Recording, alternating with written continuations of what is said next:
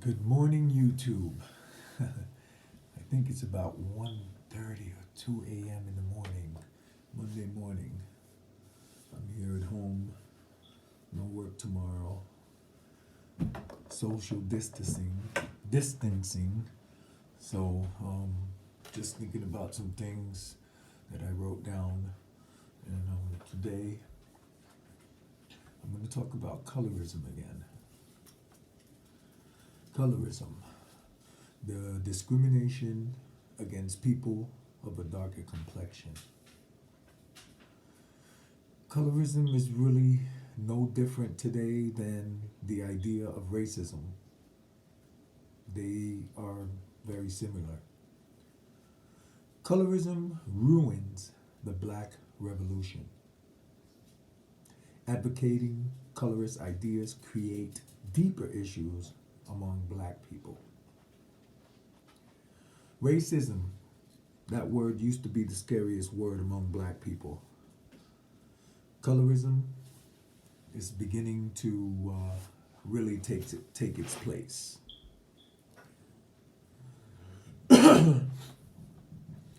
Colorism in the 1900s is different than what black people are doing today with colorism. In the 1900s, colorism was used in the black society to integrate and to unify all shades of black. But colorism today has changed. Now it's desegregation of race against his own. That's what people are doing now. My father, who's black, he used to tell me, be mindful of racism when I was younger. And he also told me that he told me that black society is digging itself into a deep hole today with colorism without even realizing it. Colorism not only encompasses racism, but it propels it. As people of color move forward to eradicate large-scale issues that are creating more problems that occur within their own communities, colorism has become an institutionalized racism that comes with an instruction manual for how we should and shouldn't perceive people based on the color of their skin.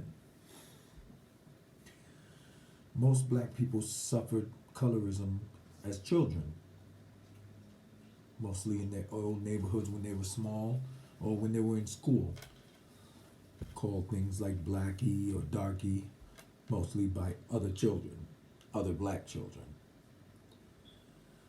Most black women I personally know tell me these stories about how they used to be ridiculed, in school because of their dark skin. But they also told me the older they got, the more accepting they became of who they are and overall accepted by their peers. They embraced their complexion and learned to combat the loathing and oppressions they received from ignorant haters who stood between them and their self-acceptance. And this is what it's all about. Self-acceptance. Nobody can teach you to love yourself or accept yourself. That can only come from you. And most people who have suffered through colorism suffered it at a young age. But, you get older. For hundreds of years, black people have been fighting to win one battle only to begin excuse me. For hundreds of years, black people have been fighting one battle only to begin another battle among themselves. Racism is a hard pill to swallow. But how can black people attempt to address racism when they can't even solve their own internalized oppressions? It's a losing battle. How can a black person say they're not racist if they have a problem on a woman or a man because he or she is lighter or darker?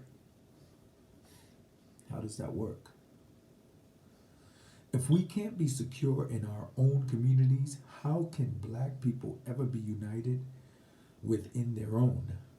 For colorism to be eradicated, that unity is totally necessary. Your education, your relationships, your real friends and family, your life shouldn't be able to be altered or destroyed because of your skin tone, and neither should anyone else's.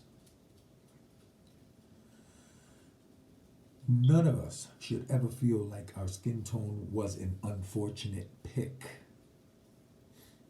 As people of color, black or Latino, we have to be better than this. We cannot let something as juvenile as our appearance justify the countless moments of harassment and torment some people experience to affect us. You know, you read these books, activists telling their stories, Rashida Strover, people like her, Chrissy, or any other one. When you read someone's story about the torment they went through as a child with racism or colorism, you have to remember one thing. That is not your story. That is what they went through. As much as they want their story equated to you, why? Only because it benefits them. They instill the colorism into your brain like a poison so you can feel as they do because it benefits them. And I'm not talking specifically about anybody I just named. The ones who do it, they know who I'm talking about. Colorism has brainwashed people into falsely believing that lighter is better. And the saddest thing about colorism today is that colored people are the biggest perpetrators of this practice. It's changed. It's not even about unity anymore and togetherness. Now it's separation. I don't like this one because he's dating this one. I don't like that one because she's dating this one. And they're all talking about black people, light-skinned blacks, dark-skinned blacks. And the only way colorism can be defeated, it's only one way. It's important for us to understand our worth and know that we are just a shade of black. That's it. Light skin, brown, black. If you're black, you're black. Being this black, you're still black. Being a black person with this color, you're still black. You have to stop letting people feed you the bullshit idea that you aren't valuable unless you're light. Like I said, the biggest perpetrators of this practice are other black people sinking this bullshit into your brain. If you can't value yourself as you are, then this will affect you for the rest of your life. And colorism will become just as bad as racism.